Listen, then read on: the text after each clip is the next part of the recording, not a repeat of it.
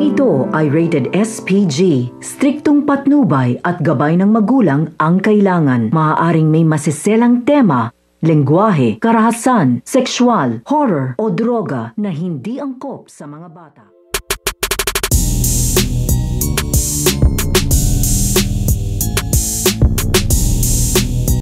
Sa pagpunta ng Talpos Aguila dito nga sa bahay nito nga ni Aurora upang dito nga sila magtago at magpalakas, ay dito nga sila sasakay sa bangka, at habang nasa gitna nga sila ng dagat ay dito na nga nila mapapansin na meron nga palutang-lutang na isang tao na nakasako nga ito. Kaya agad-agad nga nila itong kukuhanin upang tignan kung buhay pa nga dito ito nga taong nasa loob nga ng sako. Kaya ito nga si Lucas at ito nga si Aurora ay ikakagulat nga nila dito ang kanilang makikita, dahil ito nga nakasako dito nga sa loob ay ito nga si Jennifer o ito nga si Mara, nakakilala nga dito nito nga ni Lucas at ito nga si Aurora. Kaya nga ito nga si Aurora ay napaiyak nga ito at hindi nga niya dito akalain na dito nga doon niya makikita ito nga doon si Jennifer. So ito na nga si Lucas at ang Talpos Aguila ay kinagulat nga nila dito nang makita nga nila dito ito nga si Mara na wala nga itong malay at duguan. So pakakaabangan nga natin dito ang natagpuan nga ng Talpos Aguila at ito nga si Presidente Oscar at ito nga si Aurora.